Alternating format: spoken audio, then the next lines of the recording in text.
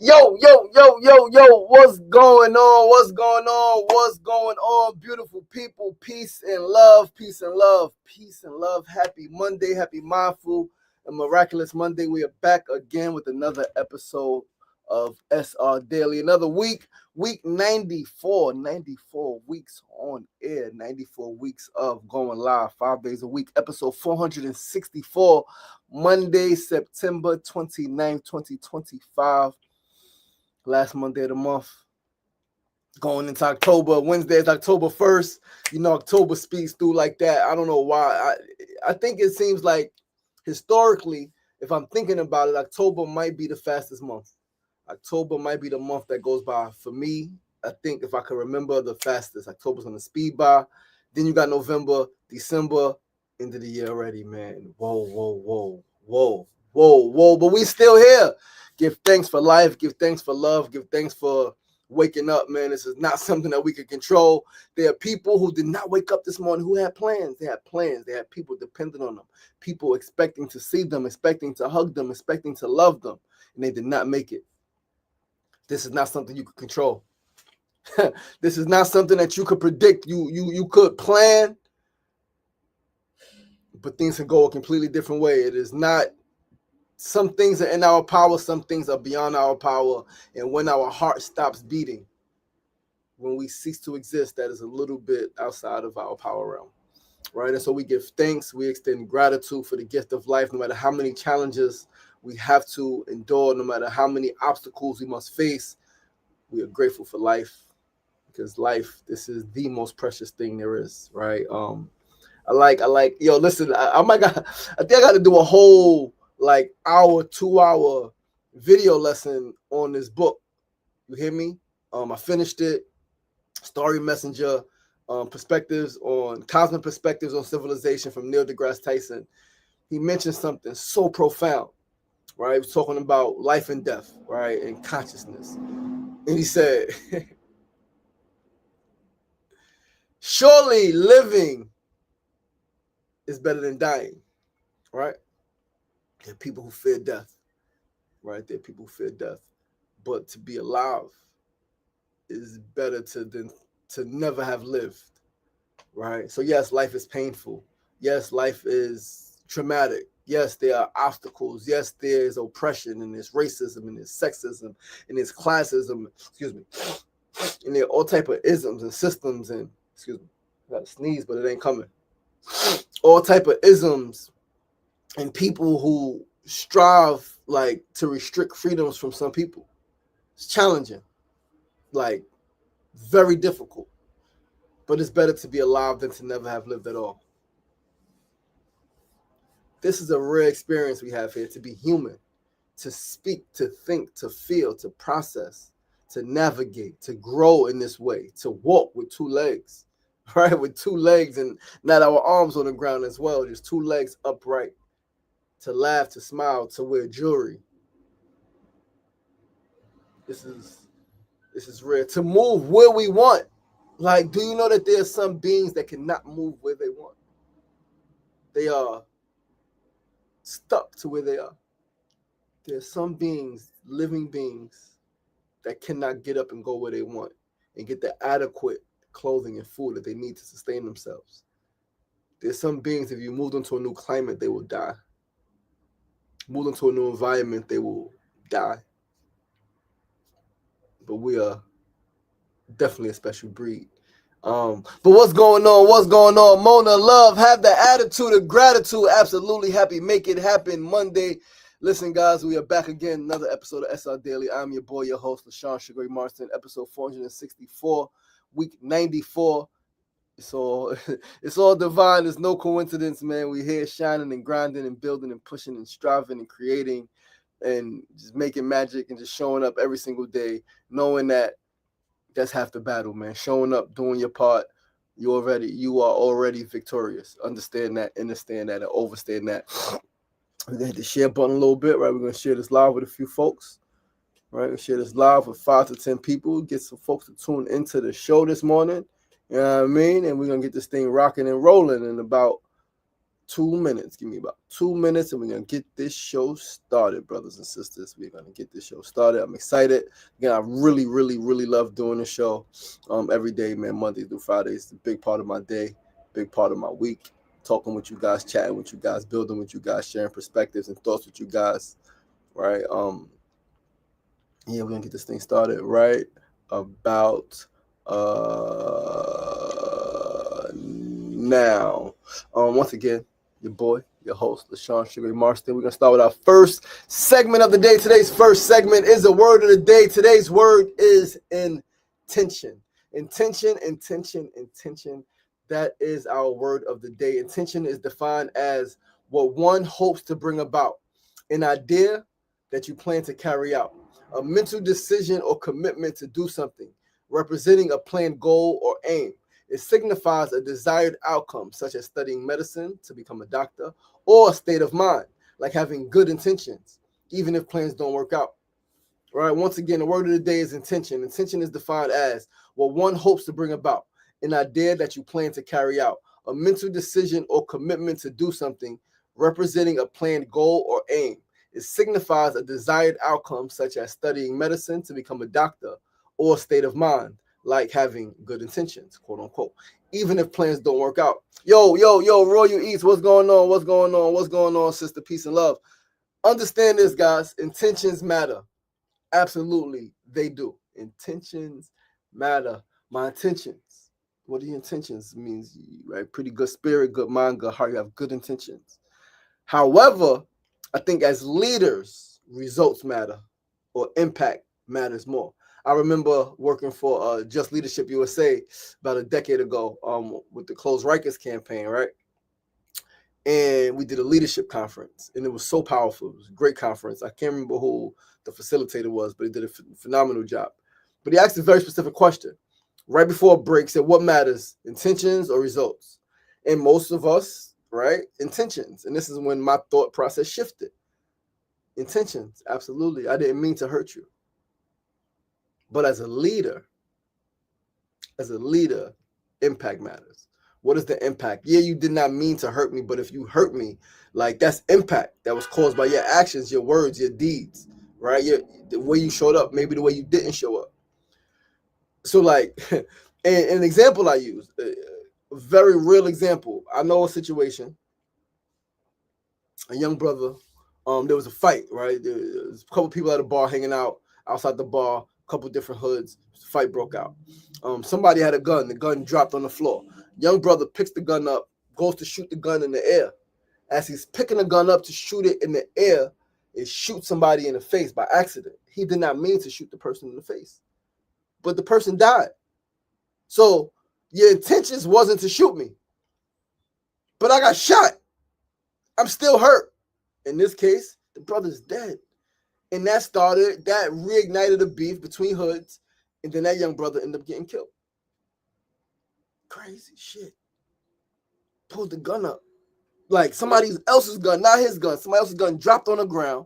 He picked it up, went to go shoot it in the air to scare people off, right? Make people scatter. But he's drunk. So in picking the gun up, lifting it to shoot it in the air, it goes off, shoots a guy, boom, in his face. Guy dies. A couple years later, he gets killed. Revenge.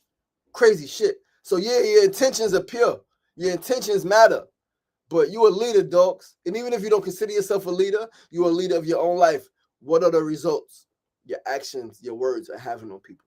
And this is something that, again, a decade ago, I didn't have this perspective like that, right? I didn't have this perspective like that.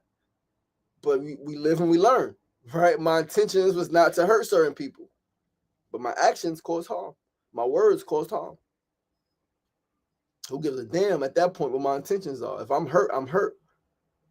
So this is something that we got to think about as parents, as educators, as caretakers, just as adult men and women. And the faster we can teach our children this, right? Because again, I know that I've hid behind that.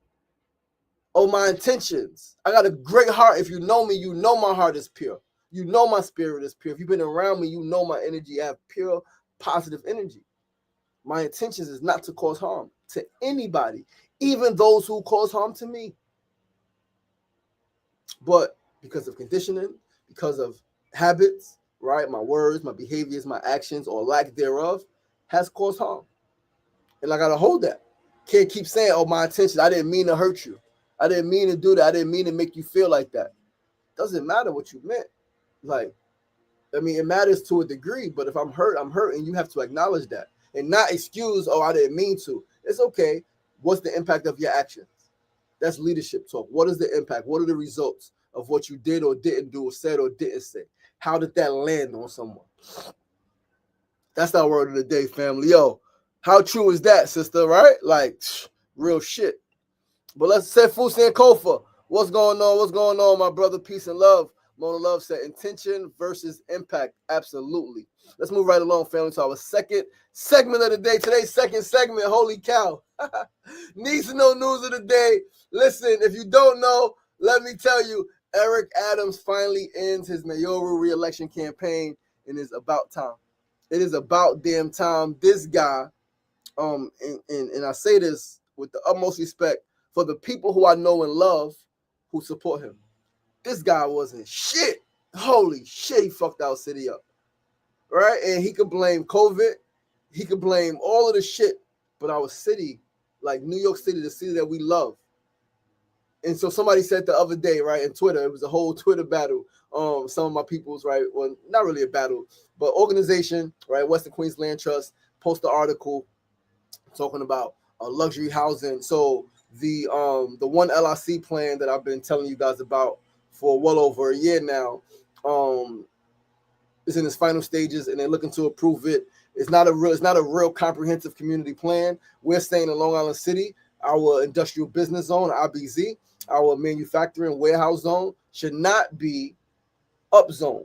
It should not be rezoned for mixed use, because all that means is that they're going to build more luxury towers. We know that shit. We're saying we don't need no more luxury towers. We're saying the land physically cannot hold any more luxury towers that close to the waterfront.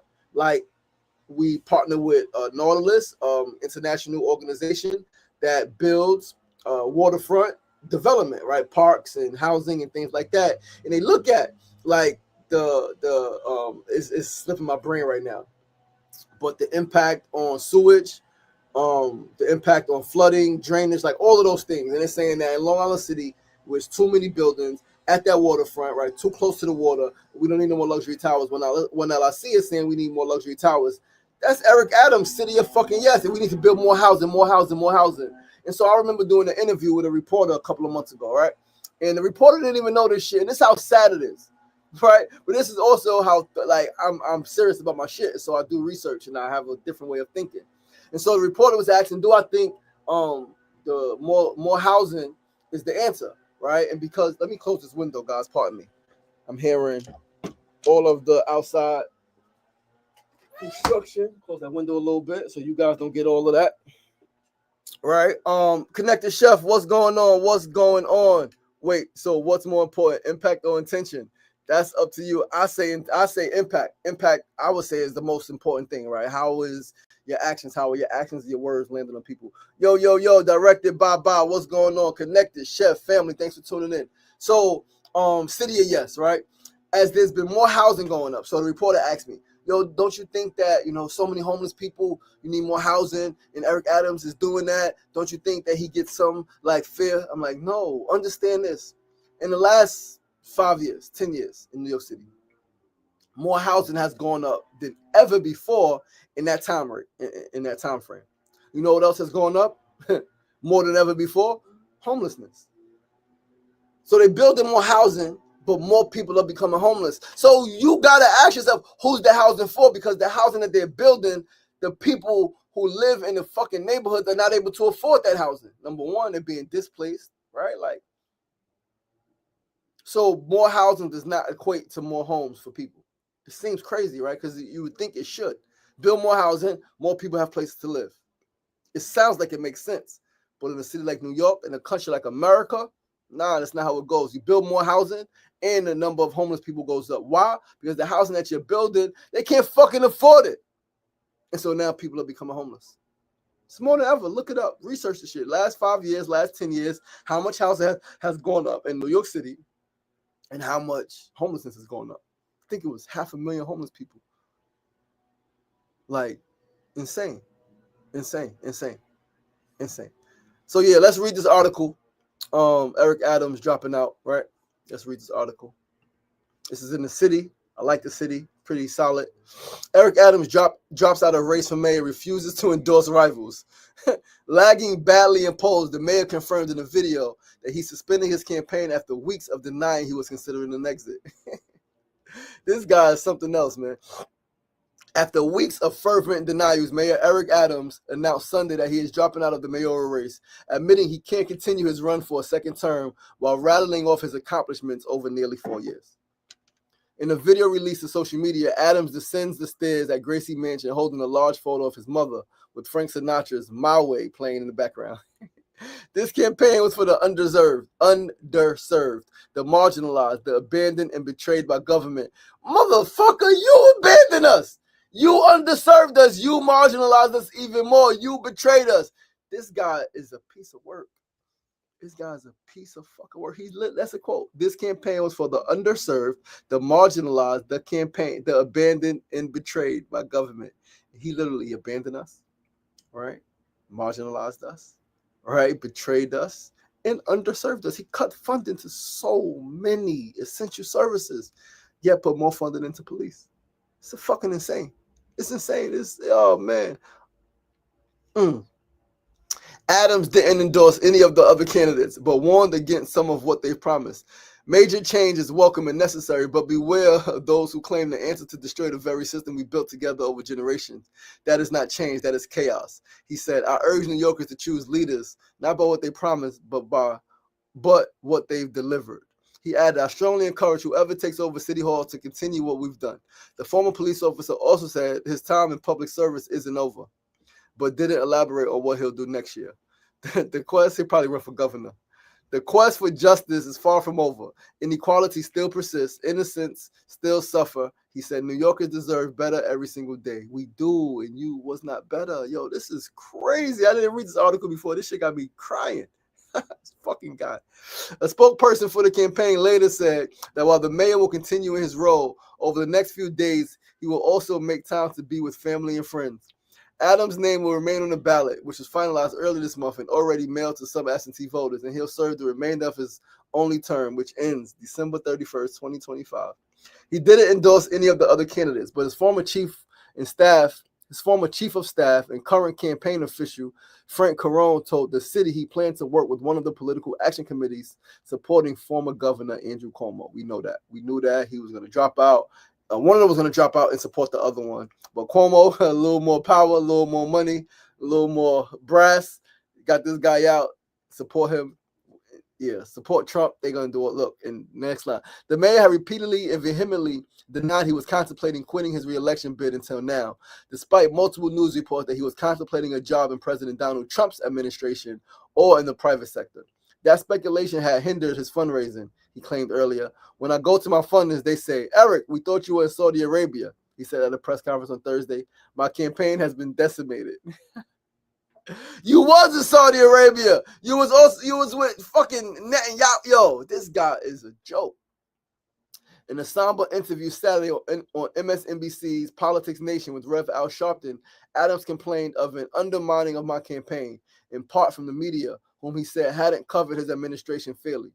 He added that his campaign was still looking for ways for him to stay in the race. I've been sitting down with my team, having our pathways, finding out how we get the money into the coffers to do the commercials, to do the mailings, to pay for our team and staff.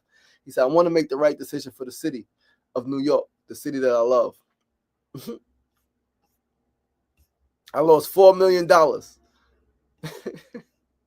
Charged by a federal grand jury last September with bribery, conspiracy, fraud, and soliciting illegal campaign contributions from foreign sources, Adams saw his approval rating sink to record lows by this April when he bowed out of the June Democratic primary at the last possible moment and opted instead to run as an independent. That came after the Trump Justice Department had moved in February to dismiss corruption charges against him. They did so without assessing the merits of the case, insisting that the looming trial had prevented Adams from collaborating with the administration in its immigration enforcement efforts. The acting Manhattan U.S. attorney resigned rather than follow the department's order to dismissed the indictment, which involved, among other things, allegations of a straw donor scheme in a successful 2021 election. A federal judge ultimately approved the government's application, while stating it smacks of a bargain dismissal of the indictment in exchange for immigration policy concessions. The city's campaign finance board has since repeatedly denied Adams matching funds for his re-election bid. He is still in litigation for $4 million in public funds he contends his campaign is owed. Last race, I spent almost $8 million, he said Thursday, bemoaning a cash shortage to get his message across to voters, comparing that to being deprived of oxygen. This campaign, going into the race, I lost $4 million. Since he clinched the Democratic nomination, Assemblyman Zoran Mamdani has held a commanding lead in polls, besting Cuomo by 20 percentage points.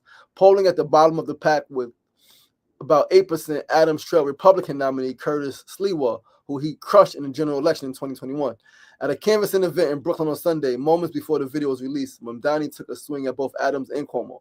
The billionaire-backed politics, which found its home in Eric Adams, is finding its home in Andrew Cuomo today, he told supporters. He is running for that second term, running to ensure the legacy that Eric Adams has of raising the rent by 12% of pricing New Yorkers out of childcare by failing to ensure the intertwining of safety and justice, said Mamdani. The choice Mayor Adams made today was not an easy one, but I believe he is sincere in putting the well-being of New York City ahead of personal ambition, Cuomo said in a statement. This shit is insane, guys. This shit is insane. Yeah, get out of here, man. Go home, stay with your family, chill out. Sefu Sankofa says, study capitalism and connect the dots to its relationships to food, clothing, and shelter. Absolutely. Let's move right along, family, to our third segment of the day. Today's third segment, as always, is our tip of the day. Today's tip is, when honoring a loved one, embody the spirit and embrace the message. Don't just repeat quotes and phrases. Don't just tell the stories. Teach the wisdom. I often ask myself, personally, how do we honor those we've lost? I ask that of myself relative to my own family and close loved ones, right? Like, how do I honor my sister who transitioned, who was on drugs, who was hustling for a long time, did some time in prison? How do I honor her? Build a facility.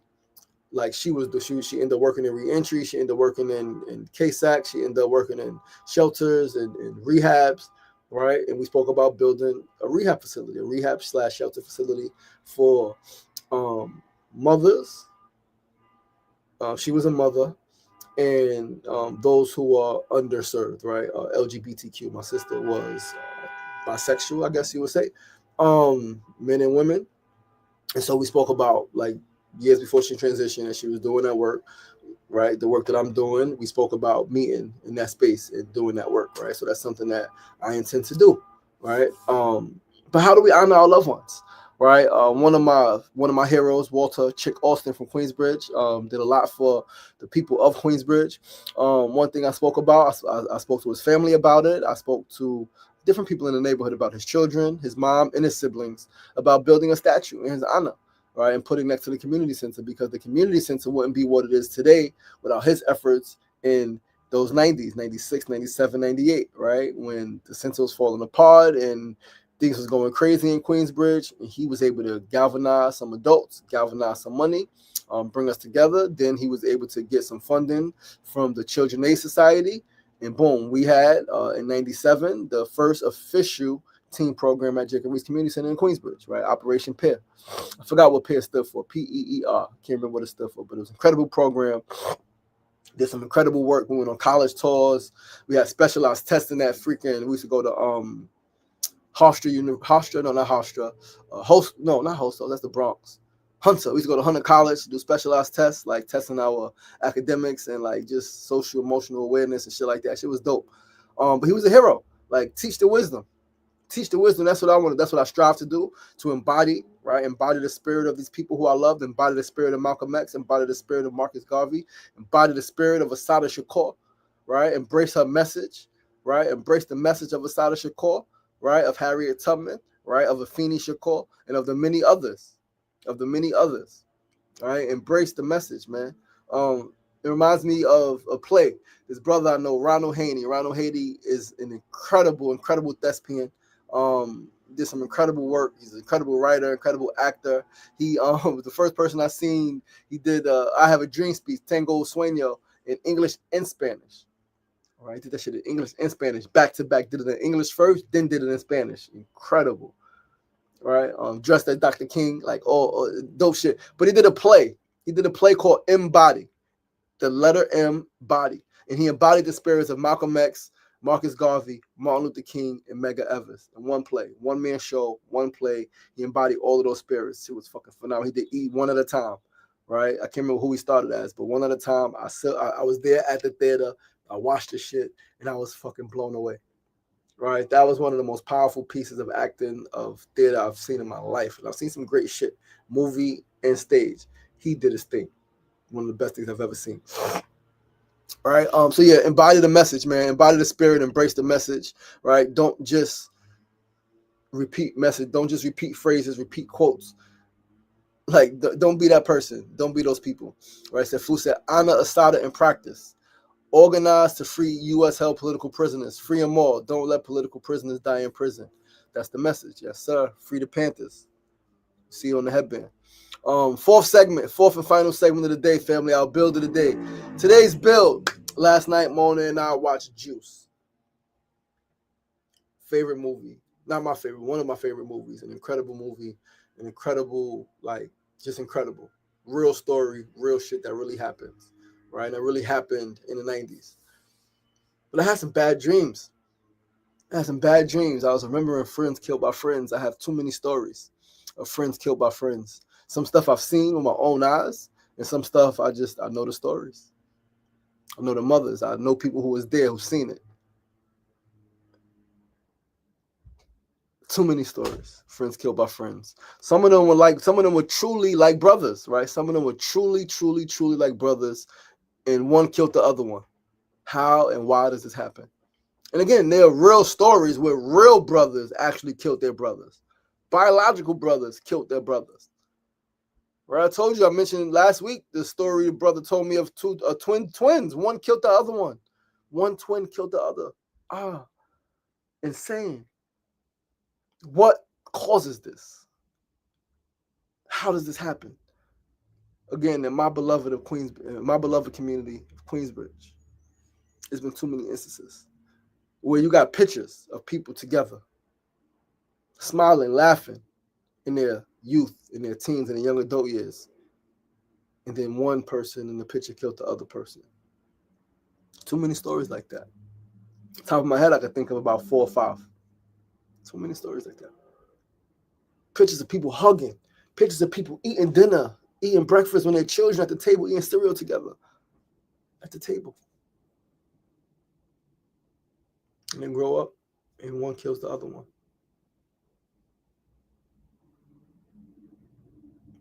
What can we do about this?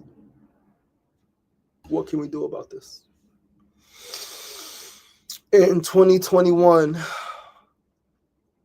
dear brother of mine from my block I grew up with, I promised his mother when we was children, I got him. He was 3 years younger than me. He used to want to stay outside with us late. His mother used to call him out the window. I was like, I got him. It's all right. He good. And I didn't have him years later, right? He was killed by same story, a brother from the same block, brother who they hung out with. They played basketball together. They got pictures together. And I remember when he was killed, right? And a brother called me. He was saying, he's like, yo, such got killed. Yo, man, it's fucked up. Da, da, da, da, da, da, da. Yo, I'm looking at pictures of him. Da, da, da, da. Yo, he's smiling with this dude, smiling with that dude. Da, da, da. Who killed him? And I just was like, man, you're going to find out. And then he called me back a couple hours later. He was like, yo, I did not know that in some of those pictures that I was looking at, going through his memories, the dude who killed him was in those pictures. I said, yeah. I asked myself when that happened, I specifically thought to ask myself, was there some signs before? As people say, like, as you do one thing, you do all things. I think too many times we give passes for people who ain't shit, lack of a better term. Right? I'm sorry to offend anybody, but there are some people who do fucked up things. And we give them passes because it's not done to us. But how, if you my boy, and you got another dude who you say is your boy, and you snake him, chances are, for the right price, right circumstance, you'll snake me too. From the smallest thing of stealing my money, of not giving, like, whatever it is, to murder. What can we do about this? Is there something that, like, I don't know. I don't know, but it breaks my heart, right? So that movie, which is why I don't watch that movie often. I really love the movie. I really do love the movie. It's a great movie. When I'm watching it, it's great. But it really brings up a lot of shit for me. I know too many stories like that. Too many stories. One person got a gun and now they're all powerful. Now anybody could get it. They don't give a fuck about nobody. Like Bishop said, like Pac said, I don't give a fuck about you. I don't give a fuck about Steele. I don't give a fuck about Raheem. So I don't give a fuck about my damn self. I ain't shit. And you less of a man than me. So the moment I feel you ain't shit,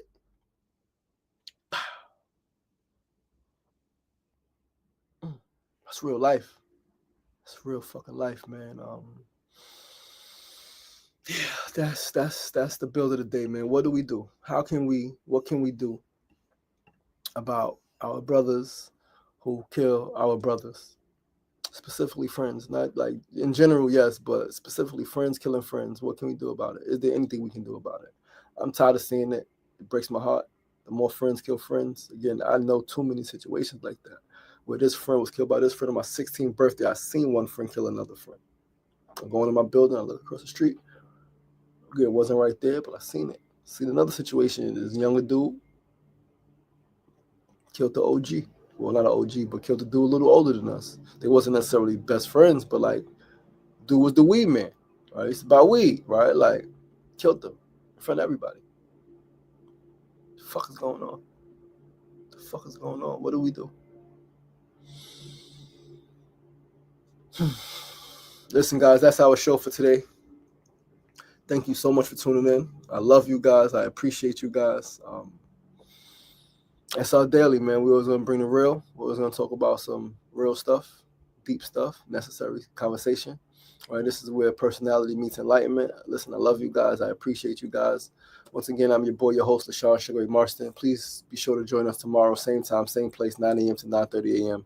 Facebook Live, YouTube Live, and Instagram Live. Remember, it ain't getting knocked down. That's the problem. It's staying down. So get up! The power is in you. As always, be kind to yourself. Be kind to each other. Peace and love.